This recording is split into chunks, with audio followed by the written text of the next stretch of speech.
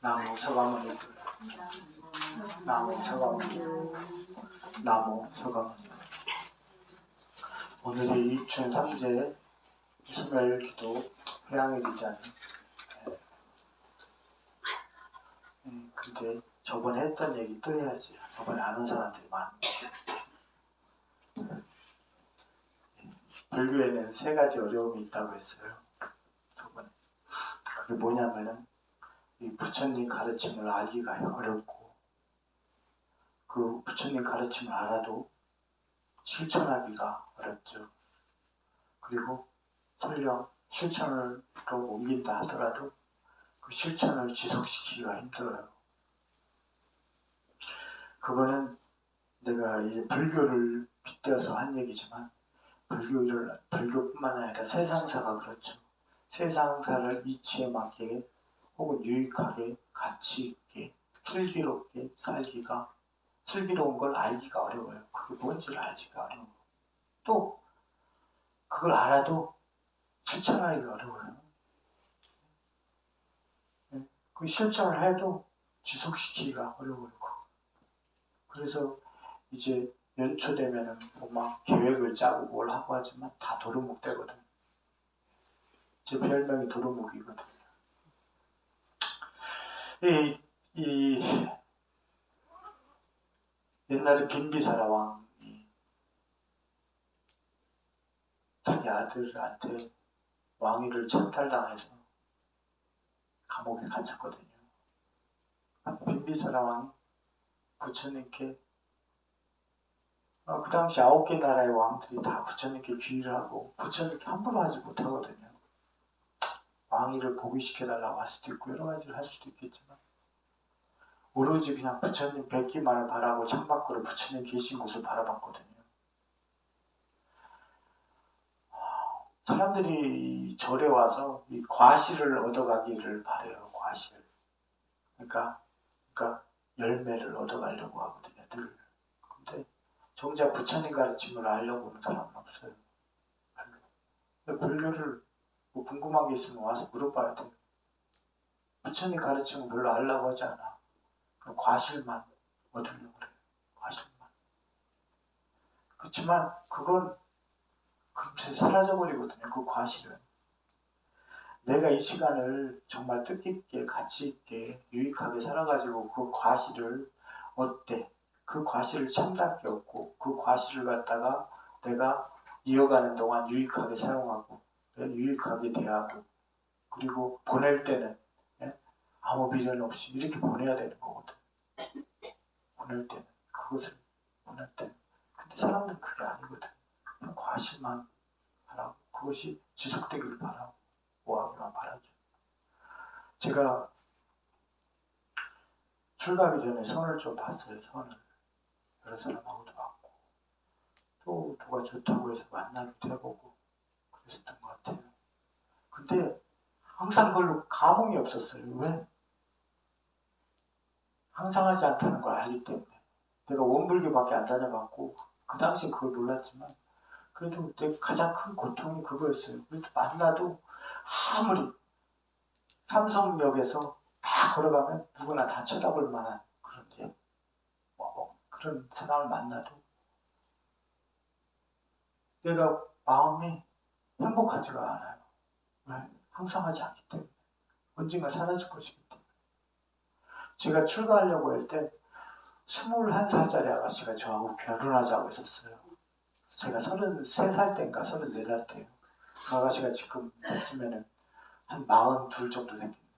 42, 3 정도 됐겠네. 그 아가씨가. 모 회사에 비서로 있었는데, 대기업에 비서로 있었는데, 비서실에 있었는데, 내가 그 상상하지 않음을 알고서 그거에 행복함을 못 느꼈단 말이에요. 그래서 출가를 했단 말이에요. 근데 내가 한 가지를 간구하고 살았던 거예요. 정말 한 가지를 간구하고 살았던 거예요. 내가 복덕이 모자라네. 내가 쌓아놓은 복덕이 모자라서 머리를 깎고 중이 됐어도 잘 살아가기가 힘들어요. 내가 수행의 길로 접어들어가기가 힘들어요. 장애가 많아서. 내가 그 조건을 갖춰놓지 않은 상태로 그냥 그 생각만 있었던 거야. 그래서 내가 출가를 하면 뭔가 달라질 거라고 생각했는데 달라지질 않아. 그래서 여기는 제가자들이잖아요. 다 불자들이잖아요. 자기가 살아가면서 자기 복덕을 구족해야 돼요. 자기 조건을 잘 다스려서 가치 있게 만들고 유익하게 만들고 정말 이렇게 해가지고 가꿔야 돼요. 그렇지 않은 사람은 출가를 해도 수행이고 뭐고 할 수가 없습니다. 왜? 내가 복덕을 갖추지 못했어요. 그래서 부처님께서 그렇게 병든 비구를 돌보았을 때 그 병든 비구가 부처님께서 어찌 나 같은 사람을 이렇게 돌보십니까? 라고 했을 때 그 부처님께서 그렇게 얘기하신 거예요. 그러지 마라. 그렇게 생각하지 마라. 나야말로 세상 누구보다도 큰 복덕을 쌓았기 때문에 여기에 이룰 수 있었다라고 얘기하거든요. 왜? 내가 앉아서 수행을 하는데 내가 다리에 장애가 있어. 그럼 내가 어떻게 수행을 해? 내가 평상시에 생각이 많아. 그래서 내가 앉아서 다 수행을 하려고 하는데 온갖 잡념이 다 떠올라. 어떻게 수행을 해? 그것뿐만 아니라 어떤 사람은 조그만큼의 참을성도 없어서 막 앉아있으면 얼굴이 괜히 가려운 것 같아. 뭐가 어떻게 한 것 같아. 예? 좀 있으시고. 예? 그렇단 말이에요. 예? 이렇듯 내가 내 조건을 복덕을 갖추지 못했는데 내가 머리를 깎은들 그게 되겠나. 내가 그걸 몰랐던 거예요. 다 알았는데 그걸 몰라가지고 별로 못 했거든. 알았죠? 머리를 깎았는데. 그래서 늘 하는 얘기예요. 자기가 그 조건을 잘 다스리고 복덕을 잘 다스리지 못하면 이 부처님 곁에 가까이 이룰 수가 없거든. 그 머리를 깎아도 소용없거든. 그러니까 신문이나 가끔 뉴스에서 뭐 그 엉뚱한 짓을 하고 스님들이 그런 거거든. 왜? 복덕이나 그 조건을 다스리지 못했거든. 출가하기 전에. 다스린 사람 별로 없거든. 그러니까 백날 내가 설령 항상 하지 않아 마니카를 내가 한들 다가갈 수가 없는 거지 부처님께. 내 장애가 계속 나한테 다다르거든. 장애가. 그래서 조금 제가 약간 신도들한테 서운한 게 있을지도 모르요. 가끔 어떨 때 보면 서운하게 뭐 반겨주지도 않는 것 같고. 그냥 이 모든 것들은 그냥 지금 현재를 위해서 그냥 있는 거거든요. 지금 이 순간에 가치가 있는 것이거든요. 그렇기 때문에 누군가를 어거지로 여기 신도를 만들려고 하고 어거지로 뭘 하려고 하는 것 자체가 다 저한테는 옛날에 겪었던 것과 별다를 게 없기 때문에 그래요. 다만 오는 사람은 반기고 뭔가를 물어보는 사람은 내가 조금 정성껏 대답을 해주고 내가 저기 직접 찾아오는 사람은 이렇게 하지만 그게 아닌 다른 사람들한테 지나가는 사람한테 누구한테 어거지로 다가가가지고 뭐 이래라 저래라 아니면 여기 그냥 법당 들렸는데 괜히 쫓아와가지고 아유 뭐 여기 들어오시나 이런 거 다 부질없는 짓이기 때문에 그래서 말하고 싶은 거는 그거예요. 간절함이 있어야 된다. 간절함. 과실만이 아니라 내 삶을 내가 어떻게 살아가야겠다라는 그 간절함. 나의 조건을 어떻게 다스리겠다라는 간절함이 있어야 돼요. 불교에서 이 조건 지어지면 무서운 거거든요. 정말 무서운 겁니다. 나한테 어떤 강렬한 조건이 주어지잖아요. 거부하지 못합니다. 그 누구도 거기서 못 벗어나요. 일례로 막 이가 아파봐요. 죽을 듯이 아파봐요. 내가 제정신을 갖고 있겠나. 못 갔습니다. 예? 그러니까 평상시에 일을 잘 관리해야 되거든. 마치 그런 거 같이 이 삶의 모든 부분도 내가 제정신 차리고 살아야 되거든. 예? 내가 내 조건을 잘 다스리지 못하면 부처님과 가까워질 수가 없어요. 내가 부처님과 아니카에 대해서는 생각했지만 부처님과 가까워질 수 없는 이유가 그거예요. 내가 조건을 잘 다스리지 못했기 때문에 나한테는 장애가 생겨요. 그래서 엉뚱한 일을 해야 되거든. 엉뚱한 일을 할 수밖에 없어요. 왜? 내가 조건을 잘 다스리지 못했기 때문에. 그래서 절에 오면서 그걸 절실하게 느껴야 돼요. 그래도 오늘 입춘이고 삼재인데 뭐 물어볼 거 없이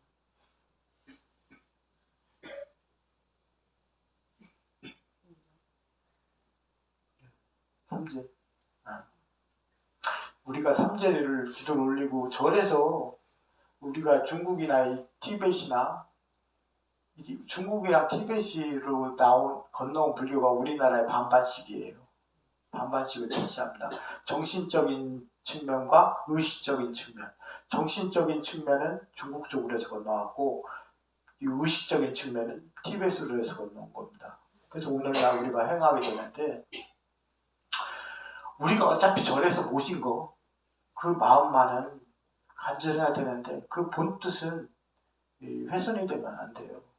우리가 관음정근을 하도 신중정근을 하고 신중기도를 하고 칠성기도를 하고 그 모든 걸 하더라도 우리는 일불의 제자입니다. 우리는 관세음보살의 제자가 아닙니다. 신중의 제자도 아닙니다. 칠성의 제자도 아니에요. 우리는 부처님의 제자예요.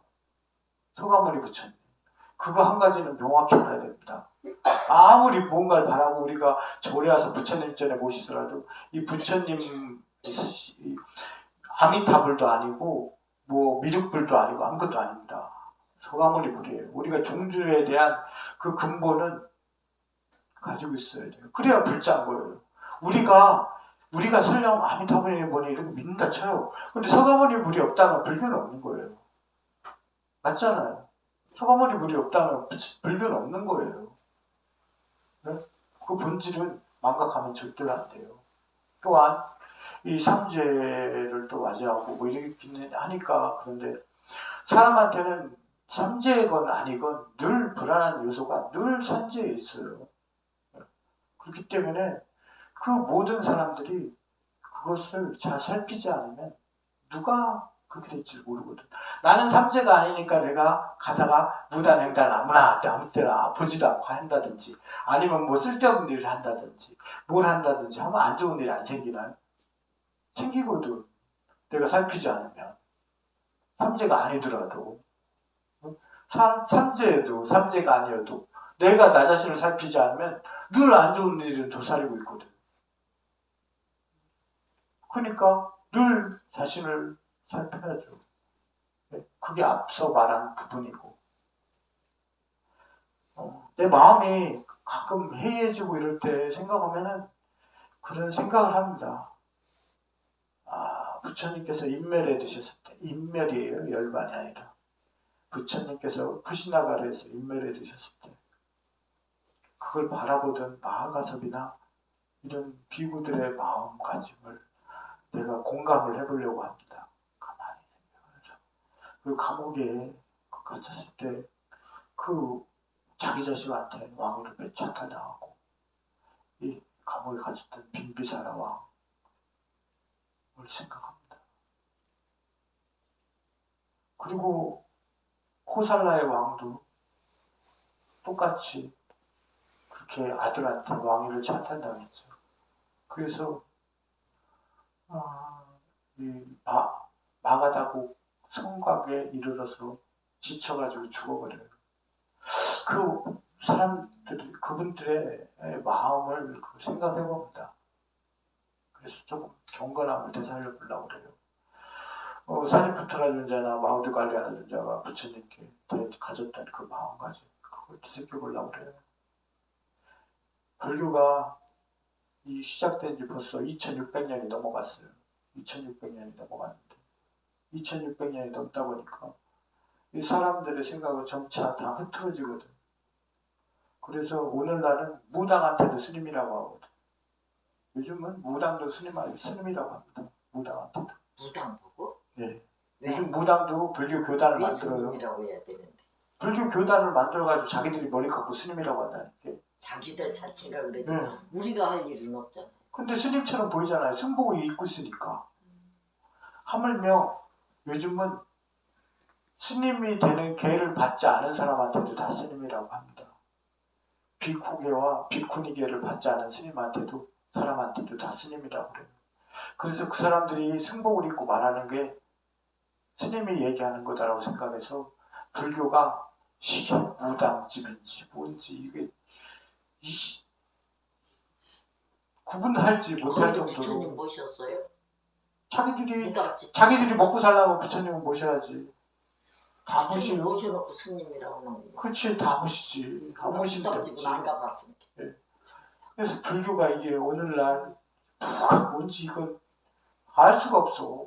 사람들이 말하는 게 내가 불교 웃기는 헛도면 저런데 길거리 골목 그런 얘기하잖아요.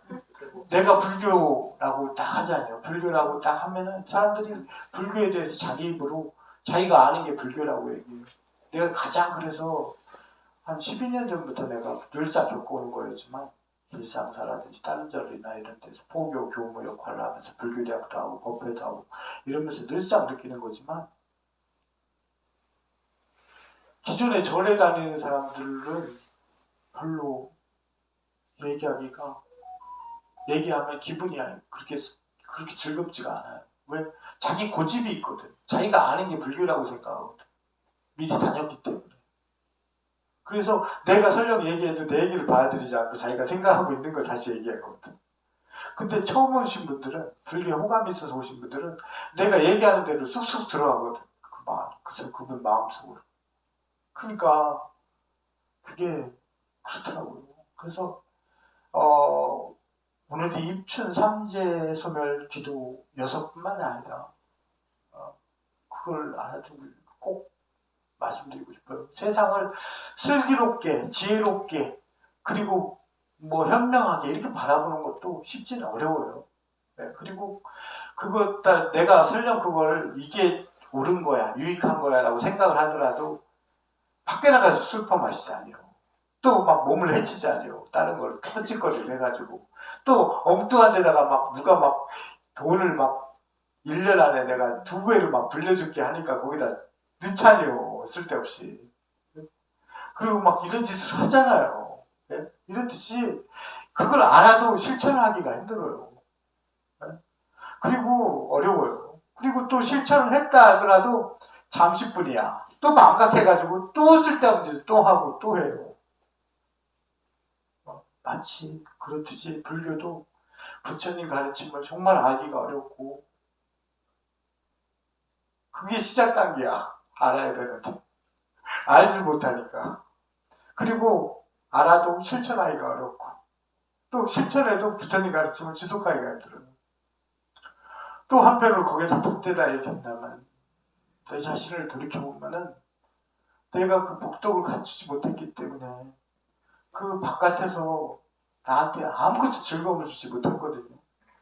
뭐 난 초등학교, 국민학교 때부터 중학교, 고등학교, 그다음 뭐 나머지 과정, 모든 과정들이 나는 즐거움을 준 적이 없어요. 돈을 아무리 많이 벌 때도 즐거움을 준 적이 없어요. 한 번도 즐겁지가 않았거든요. 왜? 이게 나의 것이 되지 못하거든. 절대로. 나의 것이 된다고 하는 건 착각이거든. 그렇기 때문에 나한테 아무런 기쁨도 안 줬어요. 근데도 불구하고 그래서 머리 깎았는데 내가 복덕 조건을 잘 다스리지 못해서 복덕을 못 쌓아놓은 거야. 그래서 스님 생활을 똑바로 못해. 그러니까 이 삼재 입춘이면은 우리가 복이 들어오고 막 가정으로 이러길 바라는 날이잖아요. 네? 삼재 소멸은 또 뭐 우리가 뭐 삼재가 뭐 밖에 뭐 무슨 띠 해가지고 삼재가 있다고 해서 소멸을 바라는 기도잖아요. 그러니까 이 날을 또 빌어서 한 번씩 마음을 다잡아서 내 삶을 갖다 좀 더 경건하고 유익하고 가치 있고 슬기롭고 이렇게 살아가야 되지 않겠나. 그것을 자각하려고 해야 되지 않겠나. 그런 말씀을 드리고 싶은 거예요. 늘 말씀드리는 거지만 요점 정리. 말씀드리는 거지만 나중에 후회하는 건 아프거든 지금. 요점 정리. 나중에 후회하는 건 대체적으로 소용없어요. 되돌이키지 못할 때 대부분 후회합니다. 되돌이키지 못할 쯤이 돼서 다 후회해요. 그때는 소용없어요. 되돌이키지 못할 때쯤 돼. 그걸 안 합니다. 나무 서가버리고 나무 서가버리고 나무 서가버리고